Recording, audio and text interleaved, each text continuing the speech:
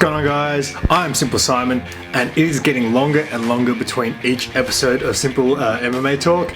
And the last episode I talked about how I wasn't sure if I wanted to keep this kind of stuff on my channel, and I got a lot of people comment and have a lot of kind words to say to encourage me to keep on doing it. So if you're one of those people and you're watching this right now, I just want to give you a shout out and thank you for the encouragement, because it means a lot to me. So I had to give my 2 cents on one of the most stacked cards in UFC history that's coming up, UFC 249. There's 8 fights I'm going to talk about and give you my predictions, so let's do this.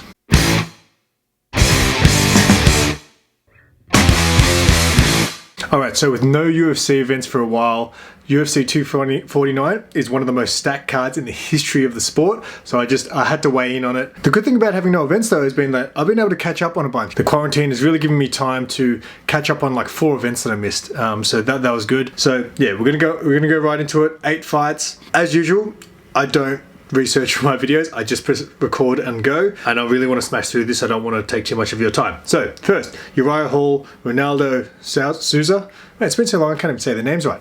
I was never able to say their names right. This is actually, I think, a tough call. I feel like Souza should be the favorite going into this. The thing is, I missed his last fight against Blankowitz, so I don't actually know how he looked in his last performance. It was like the first event I'd missed in forever, and I didn't actually get time to go back and watch that one. Ronaldo is very good all around. He's got great striking, and obviously his jits is just next level. Uriah Hall, obviously primarily known as a striker and a very elite one. So this is a tough one. I feel like obviously if it can stay on the feet, Uriah Hall has a very good chance of beating Ronaldo. Ronaldo, however, I mean, he's been known to take out some strikers too, so he's no slouch on the feet. Obviously if it goes to the ground, Uriah Hall is just done. So it depends which Uriah Hall shows up. I'm going to go with Uriah Hall in this one. I don't know. I just feel like when he's on, man, he's unstoppable. So, not unstoppable, you know what I mean. Yeah, I think he might be able to get the job done. As I said, Souza's coming off a loss, so he's probably going to be super motivated. But I feel like Souza's getting old now. He might be reaching that point, And Souza does like to stand with people. So, but obviously, if it goes to the ground, it's all over. Red Rover for Hall. But yeah, I'm just going to go on a whim, and because normally I would pick Souza in this fight, I'm gonna go with Hall in this one. Next one, the ladies. Carla Esparza versus the karate hottie, Michelle Waterson. I feel like Waterson is probably going to come in as the favorite for this fight because she's obviously been looking good. I think her last fight was the Joanna fight, and it was a tough fight for her. She basically got punished for pretty much 5 rounds. If this fight stays on the feet, yes, Waterson should win all day. But Carla Esparza is just a little bulldog. She's this tiny little thing who just won't give up on that takedown. So unless Waterson can finish her on the feet, I think Carla Esparza, Waterson can be taken down, So I feel like tough wrestlers could definitely take her down and keep her down. As much as I'd like Waterson to win, I definitely think she can. I just think Carla Esparza will eventually get that takedown in each round and just hold her there. Possibly submit her, but I don't think so. I think Waterson's slick enough on the ground to avoid that, but I think Esparza will just, even if she's losing most of the round, I think she's going to eventually get that takedown, be on top, and the judges will swing it her way. So I'm going to go with Carla Esparza on that one. Now this next one's really exciting. I like this next fight. Alexei Oleinik. I'm so bad with these names. Oleinik versus Fabricio Werdum. Werdum has been missing for a hot minute, and I think his last fight was against what's that tall dude's name? Alexander Volkov. So I'm pretty sure that was Werdum's last fight. This is going to be a sick fight. Obviously both jiu-jitsu experts. Oleinik is known for bloody tapping people out while he's on bottom, but Werdum's no stranger to that as well. I'd love to see this fight just go to the ground and see what happens, but I think on the feet, obviously Werdum has a clear advantage. His striking is much better than Oleinik's. So I don't see this fight going to the ground. I think Oleinik's going to be the one who wants to take it there, but I think Werdum knows his chances are best on the feet, so he's going to keep it there, and I think he can keep it there. So I think on the feet, Werdum's probably going to end up winning by knockout, first or second round. That's my prediction for that one. When I first heard this bout, I was like, what? Why is that happening? The rematch between Anthony Pettis and Donald Cerrone. Now last time they fought, Pettis made Cerrone look like the Cerrone from the McGregor fight. Pettis just was in absolute fire form and just embarrassed Cowboy, really. It was a kick to the liver that ended Cerrone's night early. Back then, Pettis was still, you know, that championship caliber guy. He was one of the best in the division.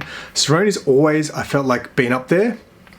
And on any given day, he could beat most people. And if both these guys show up, whew, it could be a good fight. But Pettis lately has really disappointed me. There's been so many of his matches lately where I feel like he just gives up. He was the type of guy that you wouldn't really be able to finish, I feel like, back in his, you know, championship days. You know, he's got a solid chin.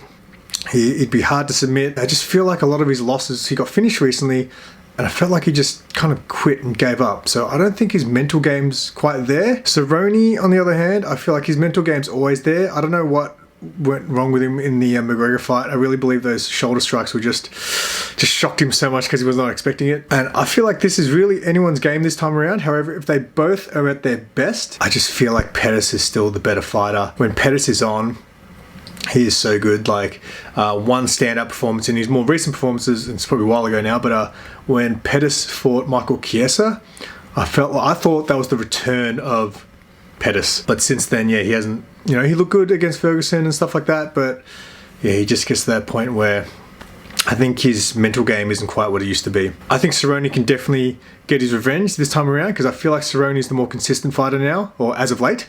But I'm still going to go with Pettis. I think Pettis is going to come in very confident because of what happened the first time. So I'm going with Anthony Pettis. We're not going to talk about Greg Hardy because why is that guy on the main card? We're going to go with Jeremy Stephens and Calvin Kattar. That's what it is. And I've been a fan of Stephens since back in the day, before the UFC was cool. Now, I was a massive fan of Stephens back in the day when it was guys like him, Frankie Edgar, Clay Guida, Diego Sanchez were ruling the division. Who's that other guy? Who's it? Tyson Griffin? Tyson Griffin was a beast back in the day, and then I just don't know what happened to that guy. But back then, lightweight was such a good division, and I was a big Jeremy Stephens fan. Calvin Kattar, though, he's just looked really good. He's an up-and-comer, and his striking is phenomenal. I just don't think Stephens has what it takes. Obviously, he has that knockout power, and he can knock out anyone, but I feel like that's his only chance when he comes up with these really technical strikers.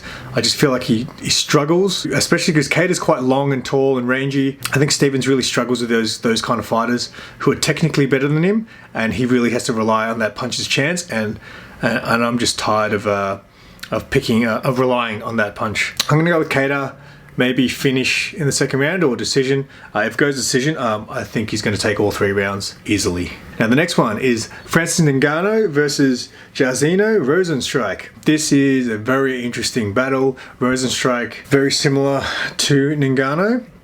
I think Rozenstruik has a kickboxing background though, which is interesting because Ngannou really is just like a bloody shovel dirt, you know, in the desert background. Technically, you would think Rozenstruik has a better chance than what a lot of people are probably going to give him credit for. I think absolutely Rozenstruik could win this fight for sure. I'm almost thinking about putting money on him. It's hard to pick against Ngannou at the moment. This fight's going to be crazy either way. I really hope it doesn't turn out to be a Ngannou-Derek Lewis replay. We all know what happened there. A lot of people were comparing both their performance against Alistair Overeem. Ngannou knocked Alistair Overeem's head into space, while Rozenstruik basically was losing that fight and then knocked out Overeem with a buzzer beater. So I think a lot of people were gauging this on that, which you can kind of like. That's how I'm kind of looking at it. But at the same time, anything can happen in MMA, right? And I think Rozenstruik has the power to finish Ngannou. We've never really seen Ngannou rocked. We've really just seen him tired. So if Ngannou comes in confident, I'm going Ngannou, regardless. But Rozenstruik, I think, would be a hot pick. I don't know what the odds are of him on him, but I think he's a good pick to pick for a KO. But yeah, I'm gonna have to stick with Ngannou. I love Ngannou, so yeah, I'm gonna go with Ngannou. But yeah, do not count Rozenstruik out. All right, so the co-main event is Henry Cejudo defending his belt for the first time, I believe, versus the long-reigning greatest bantamweight of all time, Dominic Cruz. Cejudo's copping a lot of criticism because, you know, he obviously picked Aldo to defend the belt against, who was also coming off a loss. And Dominic Cruz, what was his last fight? Has he fought since Cody? I can't even remember. But it's been a long time since Dominic Cruz stepped into the cage. Dominic Cruz is probably one of the rustiest fighters in the history of the sport, but he no doubt is the greatest this division has seen. We have no idea what Dominic Cruz is going to look like because of his inactivity. While we know what Cejudo always brings it, he's just a world-class athlete. I'm going to go out at a whim on this one. I'm going to pick Dominic for the upset. I don't know why. If Dominic is as good as he was or has been, I don't know. I feel like he moves well enough. I feel like he's got the tools to make Cejudo struggle. The only problem with Cruz is he doesn't have that finishing that finishing power. He's more the type of guy who's going to outpoint you. I'm going to go with Cruz. I just think, I don't know. Cejudo is starting to annoy me, and that's not why I'm picking against him. I just think Cruz is good enough to pull off this upset on the feet. Cejudo looks good in the first couple of rounds. He's got that karate thing going on now, right? And then it seems like as the fight goes on, he goes back to his normal stance. So I feel like it's that whole bouncing around movement thing for Cejudo. It's not ingrained in his blood just yet. He's working on it. While Cruz, that's his game. He's the master of movement. I'm going to go with Dominic Cruz on that. But it should be interesting to see. Now the main event: Tony Ferguson versus Just Gaithje. I just want to firstly say that I think it's stupid that they're doing this fight. We want Ferguson versus Kabir, and this is just really putting that fight at risk. Everyone knows Ferguson, endurance, toughness, and he's got KO power. Just Gaithje is just like the human bloody wrecking ball, right? He just will come at you. He'll take a punch to get punched. He'll take a punch to give a punch. Any other day, I would pick Tony Ferguson all day. He's a better fighter overall in every aspect, I think. He may not hit as hard as Gaethje, but he can definitely knock you out with that one punch, which is weird because he's a skinny dude. Better jiu-jitsu, I believe. Maybe not as good of a wrestler, but we don't really even know. We never see Gaethje's wrestling, so he probably is a better wrestler, Ferguson. Gaethje is definitely better than I used to give him credit for. I used to watch World Series of Fighting, and I used to watch him fight, and everyone was praising him, but I was just like, man, you're fighting these nobodies. So, and then he came to the UFC, and it wasn't that impressive. Like, yeah, he's got exciting fights, but he's getting tagged, but he's just in exciting fights. Like, it's hard to say that he's got a great skill level, which, look, like I said, I'm sure he does, all right? Calm down. Gaethje's most impressive performance was when he beat Barboza, for sure. Walking down a guy like Barboza, that's not an easy task, and then putting him away like he did, that was very impressive. I think Ferguson is a better fighter overall in every aspect, and on any other day, I would pick Ferguson to win this fight. But again, I'm just going to go out on a whim on this one, and I'm going to pick Gaethje. You know why? Because I'm finally convinced that Ferguson and Kabir are cursed. Like, everyone thought, this is it. It's going to happen this time. Nothing could possibly stop this fight from happening. Kabir versus Ferguson. Take 5. Coronavirus. What the hell, right? Like, how is that going to happen? I'm going to go with Gaethje just because I think he's basically been put there just to ruin the party. These things happen all the time in MMA where things never work out the way you want them to, and I just think this is what this whole thing is being set up for. Gaethje, I feel like, is going to just upset the world, and we're never going to see Ferguson Kabir. That's the only reason. If this fight was happening a while ago as a contender battle, or this was happening in the future where Ferguson was champion or something like that, I'd pick Ferguson every day. But just in these circumstances, I am going with Justin Gaethje. There's certain fighters where I'm like, you can't finish them. They're impossible to finish. Ferguson does get hit.